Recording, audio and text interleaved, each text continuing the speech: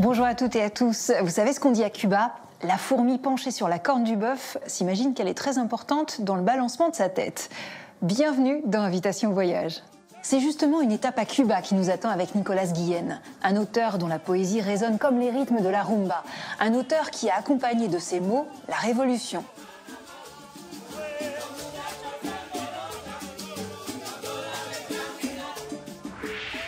À Milan, il y aura de quoi refaire un peu de déco.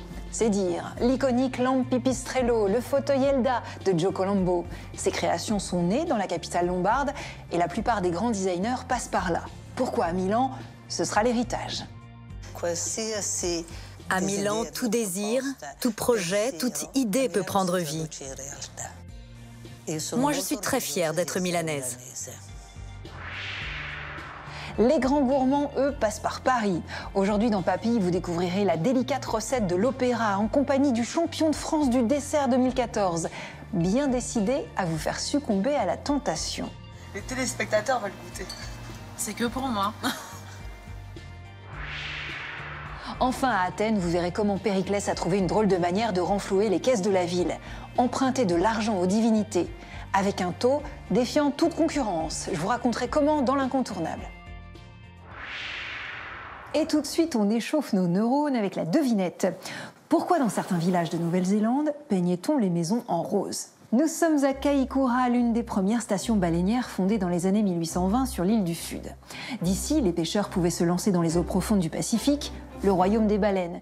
Et quand ils revenaient, ils peignaient et repeignaient leurs maisons en rose.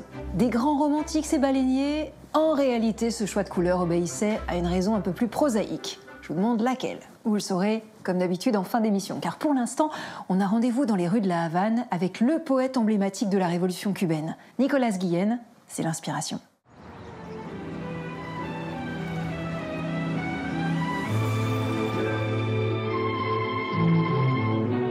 Che comandante, no porque hayas caído, tu luz es menos alta.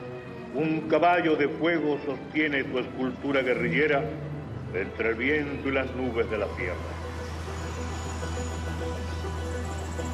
Cette voix est le chant de Cuba, celui d'un homme éperdument épris de sa patrie et qui fait vibrer le peuple cubain tout entier.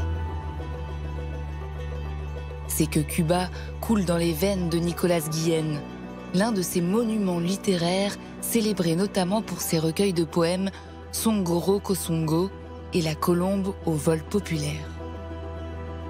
Métis, né au début du siècle dernier, très tôt révolté par l'injustice, Guillen est l'auteur d'une poésie de combat, dédiée à la défense des asservis et des sans-voix, qui a contribué à forger une nouvelle conception de la nation cubaine.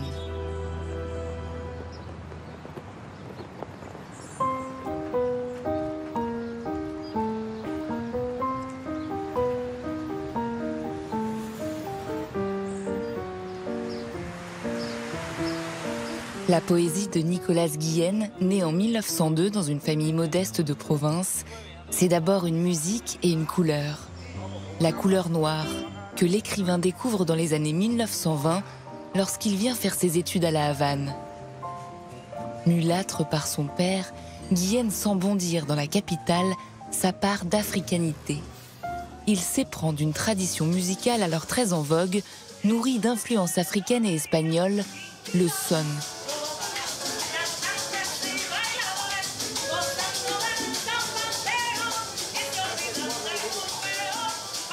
Une musique qui résonne toujours dans l'un des restaurants les plus fameux de la vieille Havane, la Bodeguita del Medio, jadis fréquentée par de nombreux acteurs hollywoodiens et qu'affectionne également beaucoup le poète. Je suis très émue d'être ici. Cela faisait de nombreuses années que je n'étais pas venue. J'avais l'habitude de venir ici avec Nicolas.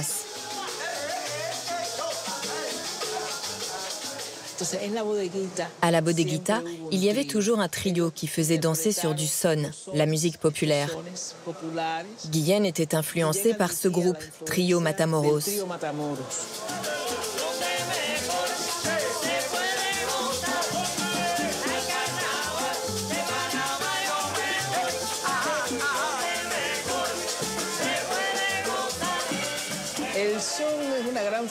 Le son, c'est l'une de nos grandes traditions, l'une des manifestations de notre identité culturelle. C'est une explosion de musique chantée et dansante, avec une sonorité particulière, formée par une guitare, le tres, et un tambour, le bongo, qui sont typiquement cubains. Le bongo, nous l'avons inventé sur l'île, mais il a des racines africaines. Il faut dire que presque toutes nos percussions, les instruments de musique populaire cubaine, viennent d'Afrique.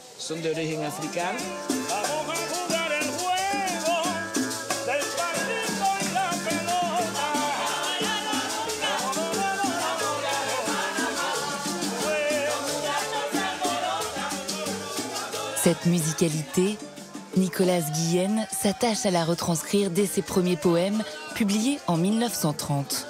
Dans Motifs de son, baptisé ainsi en hommage à cet art, crépitent les onomatopées et les sonorités afro-cubaines. Je suis Yoruba, je suis Lukumi, Maldingue, Congolais, Karabali. Écoutez, amis, mon son se poursuit. Nicolas a reproduit ce qu'il entendait ici, cette forme de tradition orale, et il l'a poétisée. Ses poèmes, Motifs de son, sont très courts, très sonores, très rythmiques.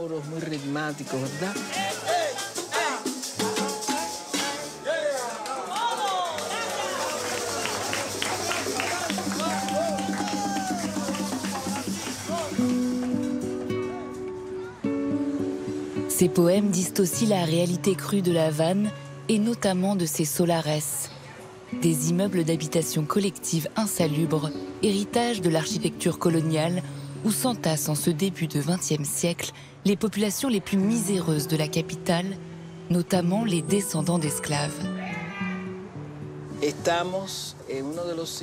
Nous nous trouvons dans l'un des lieux les plus symboliques de la poésie de Nicolas Guillen.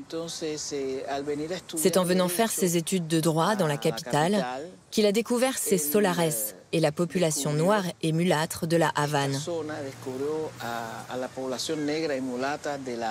Il forme l'essence de sa poésie, l'une de ses racines principales. Son recueil, Les Motifs de son, est un acte de révolte. Un acte de foi contre l'injustice, contre l'exclusion. Mais c'est un chant, ce n'est pas un pamphlet.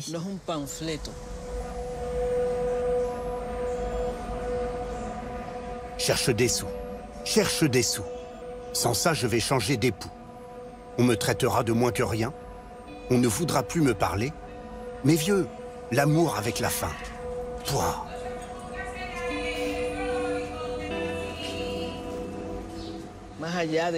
Au-delà de la dénonciation de l'exclusion des personnes qui vivent dans ces lieux, je pense que ce qu'il est venu chercher ici, c'est notre identité. L'identité de la nation cubaine, avec des termes très révolutionnaires.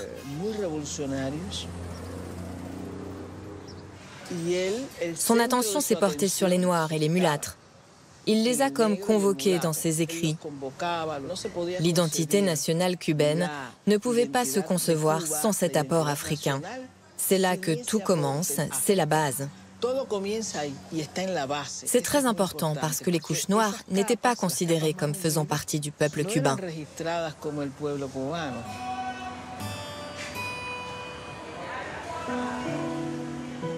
Héros du métissage et de la négritude, Nicolas Guillen se laisse peu à peu gagner par la colère. Scandalisé par la condition de l'homme noir, il est témoin des souffrances de son pays, plongé dans une grave crise économique et sociale en ces années 30. Et sa poésie se politise et se durcit. Elle se prend à condamner la domination blanche et le régime dictatorial, ironiquement appelé « République » de Gerardo Machado, soumis à l'influence des États-Unis.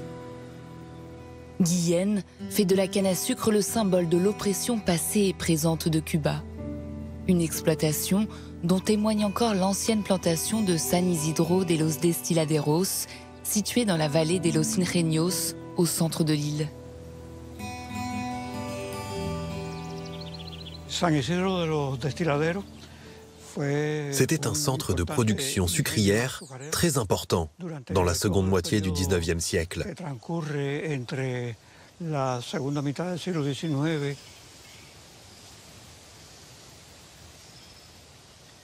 Pero una nueva manera también de esclavitud. À l'époque de la République cubaine, il s'est créé une nouvelle forme d'esclavage, quand des sociétés internationales se sont emparées de notre industrie.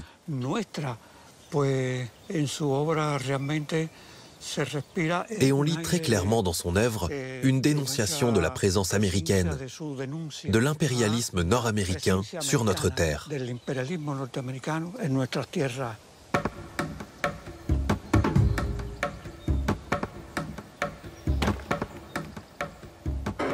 Le nègre, près du champ de canne à sucre. Le yankee, sur le champ de canne à sucre. La terre, sous le champ de canne à sucre. Du sang que nous perdons.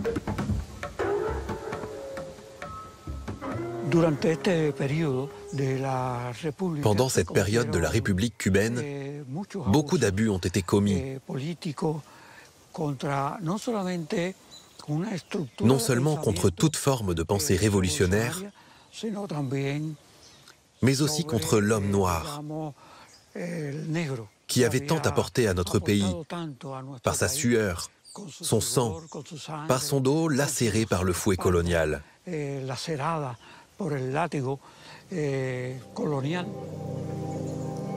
Guillén a été profondément marqué à l'âge de 15 ans par la mort de son père, un ancien sénateur et journaliste assassiné pour ses idées anticolonialistes.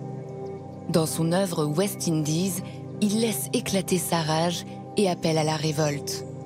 Son chant poétique devient chant de bataille. Dans les veines de Guillén, qui était lui-même un homme noir, coulait un sang patriotique. Et dans sa poésie, on retrouve cette dimension révolutionnaire. Certains vers traduisent bien cet état d'esprit.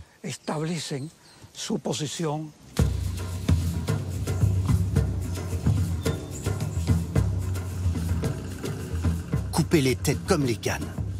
Clac, clac, clac. Brûler les cannes et les têtes. Et faire monter au nuage la fumée. Ce sera quand? Ce sera quand? Voici ma machette et sa lame. Cet élan révolutionnaire ne fait que grandir chez Nicolas Guillén, qui participe en 1937 à la guerre d'Espagne en s'engageant auprès des républicains. À la suite du coup d'État à Cuba de Fulgencio Batista, lui aussi pro-américain, en 1952, le poète est contraint de s'exiler. Il reprend espoir avec la rébellion conduite par Fidel Castro.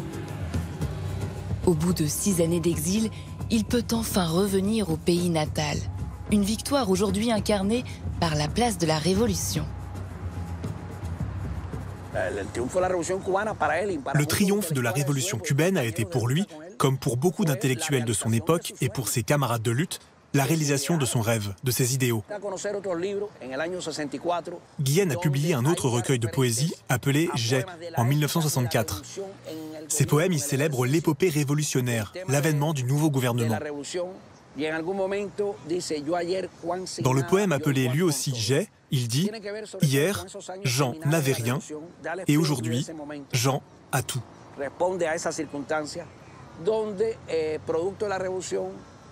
Ces vers font écho aux années fondatrices de la Révolution, quand elle entreprend d'alphabétiser tout un peuple, de mettre en place des mesures révolutionnaires pour améliorer les conditions de travail, de logement, d'établir une réforme agraire et une nouvelle politique culturelle.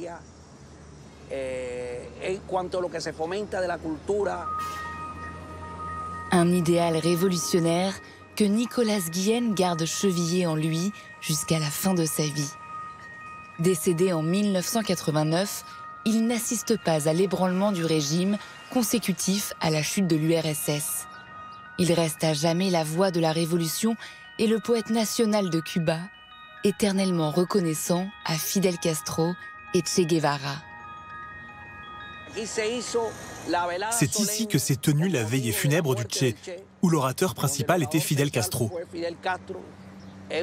C'est un souvenir de jeunesse très fort. J'étais lycéen et je suis venu avec un groupe d'amis assister à cet hommage. La première chose que nous avons entendue, c'est une voix dans les haut-parleurs de la place. Une voix qui, sans être présentée, nous a immédiatement saisis et qui nous était familière. C'était la voix de Nicolas Guillen, disant son poème « Che comandante ». Ce n'est pas parce que tu es tombé que brille moins haut ta clarté. Un cheval de feu porte ta statue de guerriero à travers vents et nuages de la Sierra. No por callado eres silencio, y no porque te quemen van a impedir que te encontremos. Che comandante, amigo. À la Havane, Guillen a sa statue sur laquelle parfois viennent se poser les pigeons. À Cuba, les pigeons, c'est une religion et c'est le clin d'œil de Thomas Chauvineau. Grrr, grrr. Pardonnez-moi d'être trivial, mais franchement, on n'aime pas qu'ils nous chient dessus, les pigeons. Celles et ceux qui, tranquilles à l'ombre d'un arbre, ont senti couler une fiente sur leurs épaules peuvent en témoigner. Et c'est pire encore, quand ça arrive dans les cheveux, le pigeon, on s'en méfie. Sauf peut-être à Cuba, ou à la campagne, comme sur les toits de la Havane, ça roucoule pépère. Élever des pigeons, c'est avec le baseball l'une des activités préférées des Cubains. On les trouve d'ailleurs sur quelques timbres-poste du pays. Ici, les pigeons sont chez eux. La preuve, en 1959, quelques jours après avoir pris le pouvoir, ils s'installent à la tribune avec Fidel Castro, qui donne l'un de ses premiers discours de dirigeant. Des pigeons respectueux, aucun ne lui a fait sur l'épaule. En plus, à Cuba, les pigeons, ils sont canons. Rien à voir avec nos volatiles européens gris sinistres. Ils ont le plumage exotique. Un exotisme cosmétique, ces pigeons ont en fait été peints pour être plus beaux. Ils participent aux nombreux concours de pigeons qui animent l'île plusieurs fois par an. Des concours qui sont un peu comme des JO à plumes, avec plusieurs disciplines. Concours de séduction, plusieurs mâles sont regroupés autour d'une femelle, et vas-y que je danse, que je gonfle mon poitrail. Celui qui séduit la femelle est déclaré vainqueur. Mais la discipline reine, c'est la course à proprement parler. Lancé à une centaine de kilomètres de leur pigeonnier, c'est le premier qui rentre à la maison qui a gagné. Et pas qu'une couronne de laurier. Le propriétaire du champion peut espérer ensuite monnayer une saillie qui permettra de faire d'autres pigeons champions ou même carrément de vendre le volatile vainqueur. Et un volatile vainqueur, ça peut rapporter gros. En Belgique, où la colombophilie est également très prisée, New Kim, considérée comme l'une des plus rapides du monde, a été adjugée aux enchères pour la modique somme d'1 600 000 €. On espère qu'à ce prix-là, son acheteur ne s'est pas fait pigeonner. Allez, je vous invite maintenant à Milan. Milan, c'est l'une des capitales de la mode, de Prada à Armani en passant par Versace, mais c'est aussi un passage obligé pour les amateurs de design. La preuve dans l'héritage.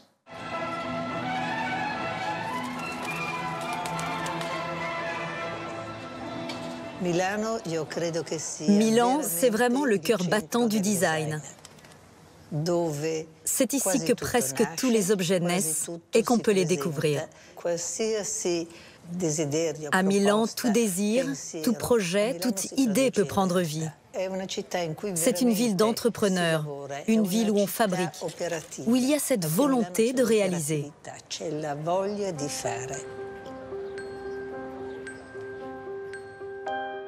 La lampe Pipistrello de Gae Aolenti, le fauteuil Elda de Joe Colombo, la radiocube Brion Vega de Marco Zanuzzo, ces objets fonctionnels à l'esthétique singulière et d'une éternelle modernité sont des classiques du design, tous dessinés et fabriqués à Milan.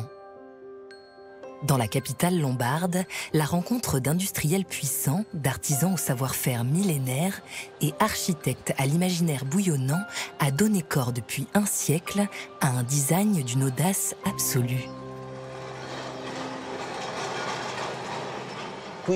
Ici, des générations de jeunes designers viennent séjourner et se former.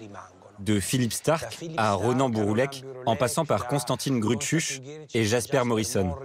Ce sont des designers français, anglais et allemands, mais sans la contribution des entreprises italiennes, leur carrière n'aurait pas été la même, elle n'aurait même pas eu lieu.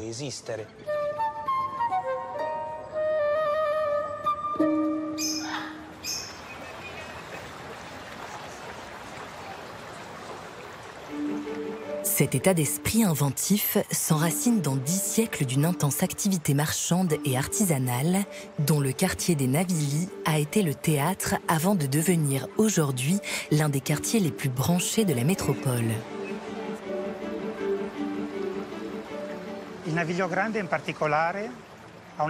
Naviglio Grande, en particulier, a une histoire qui a commencé au milieu du XIIe siècle, autour de 1154, lorsqu'il a fallu creuser un canal qui pouvait être navigable, afin d'acheminer les eaux du Tessin jusqu'à Milan, pour l'irrigation, le transport de marchandises et le transport de personnes. Et cela a contribué considérablement au développement de Milan.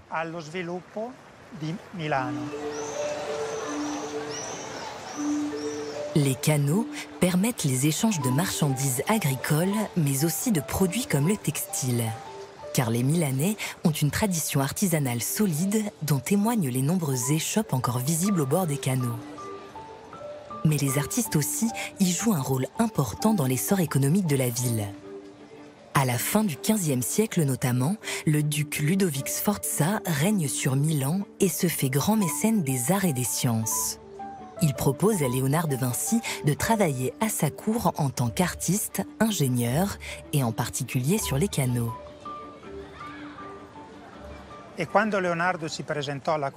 Quand Léonard de Vinci s'est présenté à la cour des Sforza, il a déclaré qu'il savait très bien gérer les systèmes de circulation de l'eau, parce qu'il avait mené des études approfondies sur le sujet. Il s'est occupé précisément de ce bassin, de la Conca dell'Incoronata. Ici, il a su trouver de nouvelles méthodes pour améliorer le système d'ouverture des portes de l'écluse et mieux contrôler le volume d'eau dans le canal.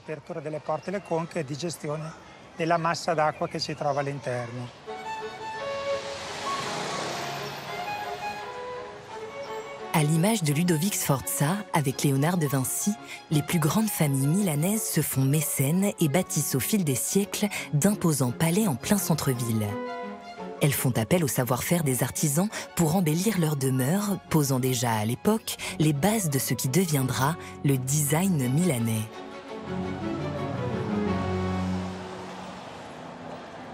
Ce design éclot réellement avec la révolution industrielle à la fin du XIXe et surtout au début du XXe siècle.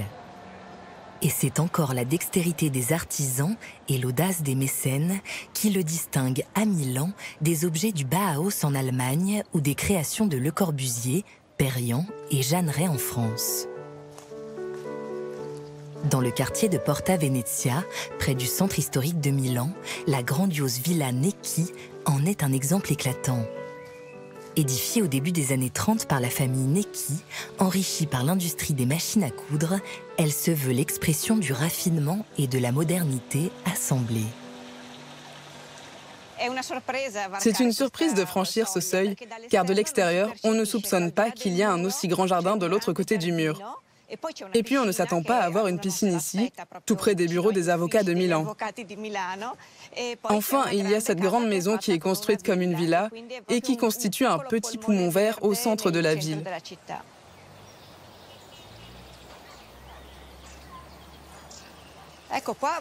Ici, on voit bien que la façade est d'une grande modernité, avec ce côté très linéaire et l'ornementation réduite au minimum, jusqu'à la corniche des fenêtres qui est très simple. Dans les années 1930, c'était vraiment moderne, en comparaison des palais milanais, remplis de décors baroques ou art nouveau, à la décoration chargée. Ici, avec cette villa, on fait un grand pas en avant, avec cette ornementation réduite à l'essentiel. Famille érudite et ouverte à l'avant-garde, les Necchi ont confié le chantier à Piero Portaluppi, architecte prodige aux idées fulgurantes que tout le Gotha milanais s'arrache alors. Loin de se contenter de concevoir un bâtiment, il intervient jusque dans les moindres détails, adaptant les formes comme les fonctions du mobilier au mode de vie du moment. Ce qui participe certainement à la réussite de la maison, c'est la contribution des artisans. Portaluppi savait qu'ils pouvaient compter sur leur savoir-faire de haut niveau. C'est l'une des pièces les plus caractéristiques de la maison, parce qu'on y trouve précisément la patte de l'architecture et du design qui était en train de naître à l'époque de Milan. C'est l'architecte lui-même qui a dessiné tous les lambris qui recouvrent entièrement la pièce et transforment les étagères en parois. On fumait beaucoup à l'époque, on jouait aux cartes et on buvait des cocktails. C'était comme ça que l'on passait la soirée avant d'aller à la Scala, par exemple. Et voici le mobilier fabriqué exprès pour la maison, avec des tiroirs secrets qui pouvaient s'ouvrir pour ceux qui jouaient aux cartes. Ici, vous pouvez également voir le savoir-faire de l'artisanat milanais. Expérimentateur de techniques innovantes, l'architecte les met au service du confort et de l'efficacité. L'espace devait rester fluide. Voilà pourquoi ces grandes portes étaient formées d'immenses parois vitrées, fabriquées là encore par de grands artisans. Quand la famille quittait la maison pour partir en vacances ou en voyage, en revanche, on fermait les portes de sécurité qui coulissaient parfaitement. Elles sont fabriquées dans un alliage métallique contenant de l'argent, si bien qu'on dirait des portes de protection d'une banque. En réalité, elles étaient destinées à une maison de particulier. À l'image de Piero Portaluppi, toute une génération d'ingénieurs et d'architectes formés ensemble à l'école polytechnique de Milan dans les années 1920 imagine une nouvelle esthétique de l'architecture comme du mobilier. Gio Ponti en est le chef de file. Engagé dans le décloisonnement des arts et la démocratisation du design, il participe notamment à l'ouverture de la Triennale de Milan en 1933. Une institution culturelle mêlant design, art visuel, mode et architecture et qui abrite aujourd'hui le musée du design.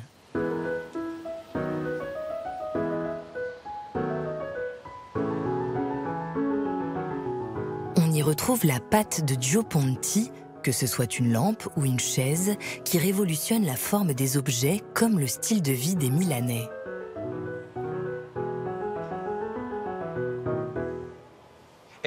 C'est donc à partir des années 1920 que les premiers designers milanais éprouvent la nécessité et la volonté de faire non plus un produit unique, mais des produits en série.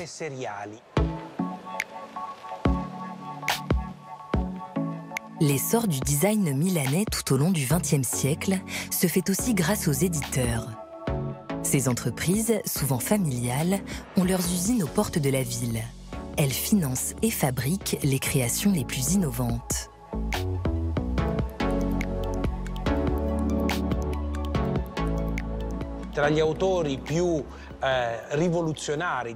Parmi les designers les plus révolutionnaires de l'époque, il y a sans aucun doute Gio Colombo, avec sa lampe acrylique de 1962 qui associe plusieurs grandes innovations industrielles.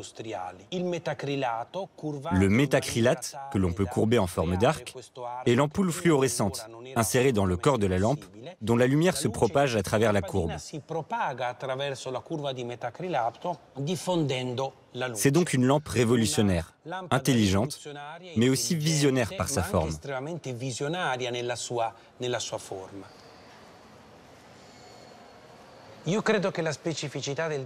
Mais à mon sens, ce qui fait la force du design milanais, ça n'est pas seulement de remplir une fonction de la vie quotidienne, mais c'est aussi par la couleur, la forme, la courbe d'un objet, de rassurer, d'être proche de l'homme, de la femme, qui utilise cet objet et de transmettre une émotion.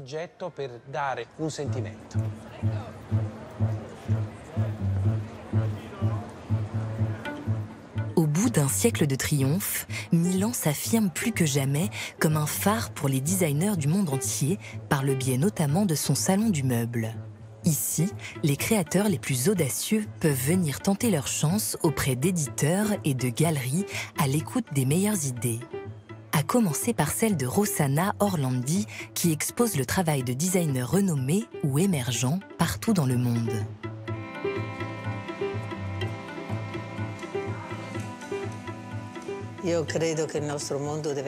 Je crois que notre monde doit être riche d'émotions, de sensations, et donc que le design ne peut pas être considéré uniquement d'un point de vue esthétique, Il doit procurer un ensemble de sensations qui permettent de comprendre la valeur d'un produit.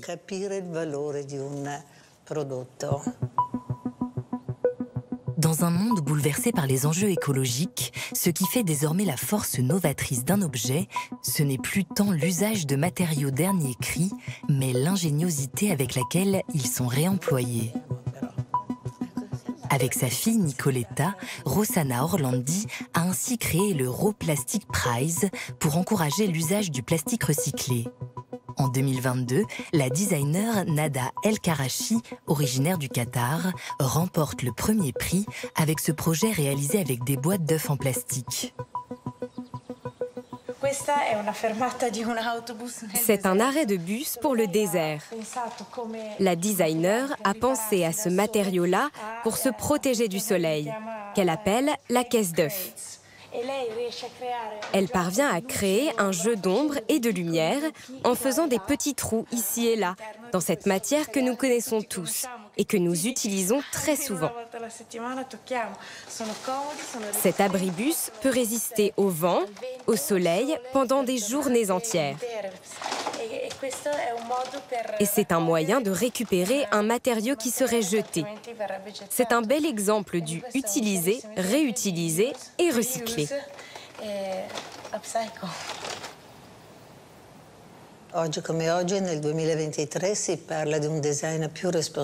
Aujourd'hui, on parle d'un design plus responsable, attentif à certains critères qui ne limitent pas la créativité, mais au contraire, qui l'enrichissent. Les designers travaillent avec des matériaux passionnants qui leur offrent de nouvelles possibilités. Et ce qu'ils font aujourd'hui de nouveau avec ces technologies est extraordinaire. Moi, je suis très fière d'être milanaise. Autant être honnête avec vous, la recette du jour est quand même réservée aux pâtissiers qui se débrouillent pas mal. Avec Jérémy, on va donc apprendre, ou tenter d'apprendre, à réaliser un opéra. On le rejoint tout de suite à Paris.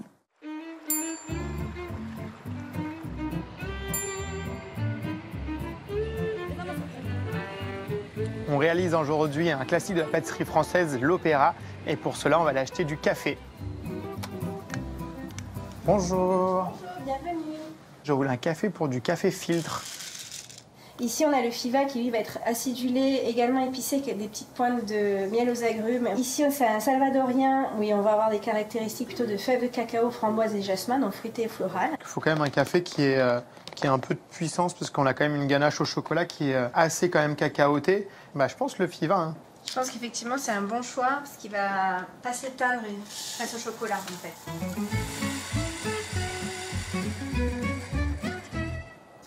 Parfait, merci beaucoup, au revoir. Au revoir, à bientôt.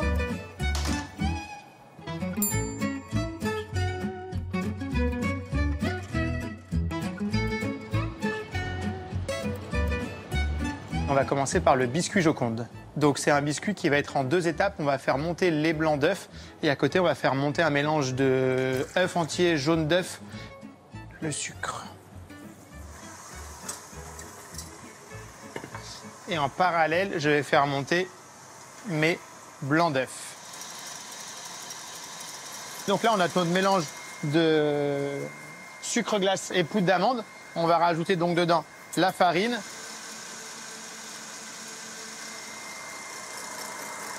Là, on va voir, on a vraiment quelque chose qui est vraiment monté. Et c'est vraiment cette texture-là qu'on veut pour apporter la légèreté au biscuit. Là, je vais prendre un petit peu de mes blancs d'œufs et on va les ajouter à notre mélange d'œufs qui est monté. Et donc là, après, je vais ajouter les poudres, pareil, petit à petit en plusieurs fois, toujours pareil pour pas casser mon mélange. Et pour aromatiser notre biscuit, ça c'est facultatif, mais nous dedans on met un peu de pâte de café. On a un biscuit qui est très fin, qui va faire 2-3 mm. Donc on l'enfourne à 200. Idéalement, selon les fours, après on baisse à 180 et on le cuit quelques minutes. Un opéra, en fait, c'est un biscuit Joconde, la crème au beurre parfumée au café et une ganache chocolat. Et dessus, qui fait partie intégrante, le glaçage chocolat qui va être lui un peu cassant.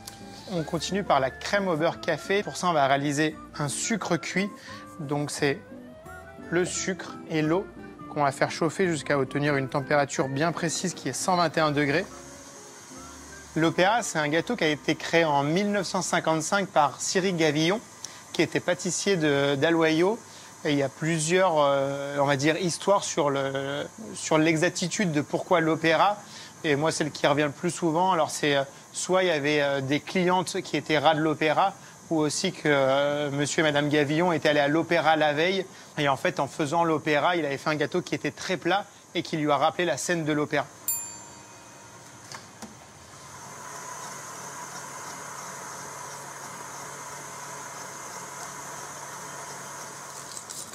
Et en fait, là, ce qui va être important, c'est d'avoir aussi cette texture de crème au beurre qui va être à la fois pas trop ferme et pas trop liquide pour qu'on puisse réaliser le montage de l'opéra tout de suite.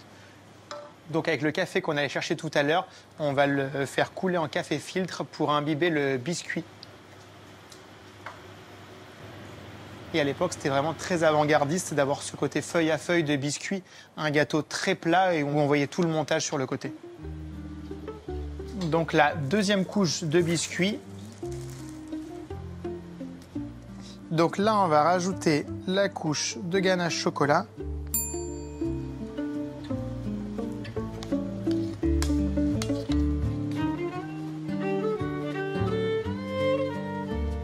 Donc touche finale sur l'opéra, on va réaliser le glaçage chocolat, le petit côté craquant de l'opéra, donc un chocolat mélangé à de l'huile neutre. On a laissé prendre l'opéra au frigo pendant une petite heure pour que la crème au beurre reprenne de la texture en fait, et qu'elle soit ferme pour que le chocolat, quand on met le glaçage chocolat, ça ne se mélange pas en fait, à la crème au beurre café. C'est le moment de passer à la dégustation.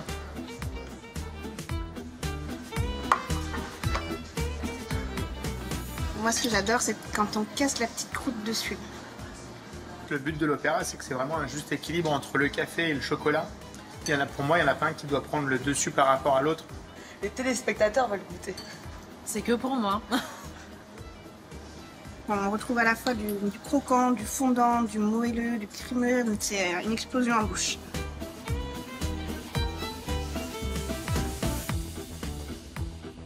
Depuis le mois de septembre dernier, Athènes limite le nombre de visiteurs sur l'Acropole. L'Acropole est son fameux Parthénon. Eh bien, à l'origine, le Parthénon était dédié à la déesse Athéna, mais il a aussi abrité une banque. Une banque un petit peu spéciale, vous allez voir, c'est l'incontournable.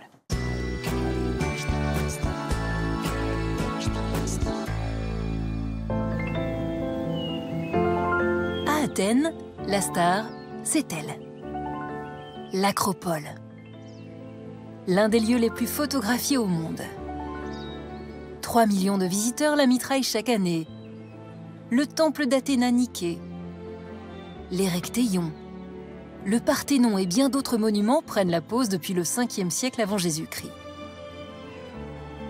Des temples dédiés aux dieux et aux offrandes qu'un stratège athénien détourna pour s'accaparer un incroyable trésor.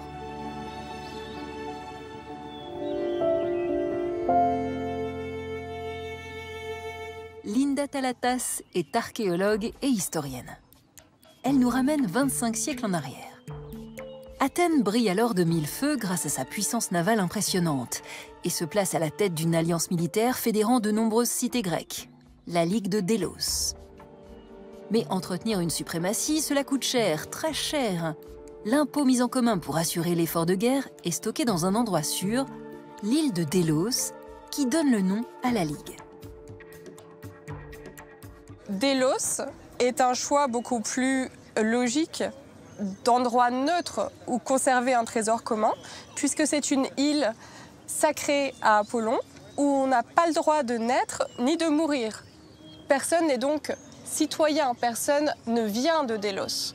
Alors que si l'on transfère le trésor vers Athènes, le trésor commun sera mêlé au trésor des Athéniens et la ville se place véritablement à la tête d'un empire qui naît. La puissance d'Athènes est à mettre, en partie, à l'actif de l'homme fort de la cité, Périclès, l'un des plus grands stratèges de l'histoire grecque.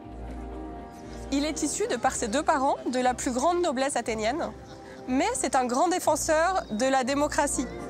Pour ses prises de position en faveur du peuple, ses détracteurs le traitent de démagogue. Il a d'ailleurs une si profonde influence sur son temps que l'on appelle souvent le 5e siècle, le siècle de Périclès. Périclès mène de main de maître le destin de la cité florissante, qui repose en grande partie sur l'exploitation des mines d'argent du Laurion. Mais une cité rivale lorgne sur ses richesses.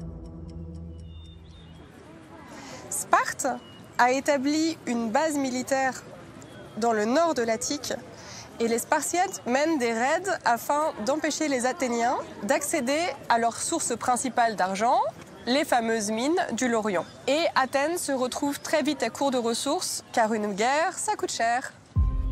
Périclès a alors l'idée d'utiliser le fameux trésor de la Ligue de Délos directement pour son compte, afin de pouvoir financer sans discuter ses opérations militaires.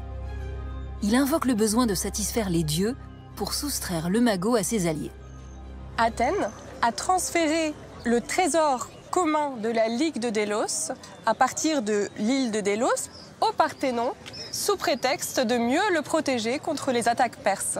Ce trésor de la Ligue de Délos est composé en majorité de contributions en métaux précieux des différentes cités qui en font partie. Mais lorsque Périclès amène ce trésor dans le Parthénon, il se mélange en quelque sorte avec le trésor qui appartient à la déesse et qui se trouve dans son temple. Voilà le trésor de guerre mêlé aux offrandes faites aux dieux. En faisant cela, Athènes rend son pactole intouchable. Plus aucune cité ne peut lui réclamer sa part. Mais Périclès, lui, a son astuce. Le stratège va emprunter l'argent aux dieux et piocher ainsi dans les caisses. Lorsqu'un sanctuaire accorde des prêts, il prend sans doute moins de risques qu'une banque, puisque la dette est sacrée. Et pour les anciens, ne pas rendre de l'argent aux dieux serait impensable. La stratégie imaginée par Périclès se concrétise. Et pour faciliter la ponction, dans ce qui est devenu le trésor des dieux, il a pensé à tout. Il fait réaliser une gigantesque statue. La magnifique statue d'Athéna en or et en ivoire se tenait à presque 12 mètres de haut dans le Parthénon. Cette statue était faite donc d'ivoire pour les parties du corps de la déesse et son vêtement ainsi que son bouclier étaient faits d'or pur. Il a fallu 40 à 50 talents d'or, c'est-à-dire plus d'une tonne d'or pur afin d'exécuter cette statue. Le plus extraordinaire dans la confection de cette statue, c'est l'idée de pouvoir avoir des pièces d'or détachables et modulables selon les besoins de la cité. En offrant une statue aux dimensions inégalées pour son temps, munie de plaques d'or détachables, Périclès fait du Parthénon une banque capable de prêter de l'argent au gouvernement athénien pour financer ses opérations militaires. Le Parthénon, qui pour nous est le plus beau joyau d'Athènes, était en réalité un écrin pour cette statue qui constituait la plus grande offrande, mais aussi le plus grand trésor gardé à Athènes. Ce trésor fut dilapidé lors de la guerre du Péloponnèse, qui pendant plus de 20 ans voit s'affronter Sparte et Athènes. Emprunter de l'or contenu dans le sanctuaire de la déesse n'a cependant pas porté bonheur aux Athéniens puisqu'ils ne se sont jamais remis de leur défaite de la guerre du Péloponnèse. Il n'y a plus d'or au Parthénon, qui a oublié son antique vocation bancaire. Pour retrouver ce Parthénon disparu, il faut se rendre à Nashville, dans le Tennessee, où se trouve une réplique grandeur nature du monument et une Athéna très dorée à leur fin. Et c'est en Nouvelle-Zélande qu'on se retrouve maintenant pour la devinette. En début d'émission, je vous demandais pourquoi les baleiniers de Kaikoura peignaient leur maison en rose.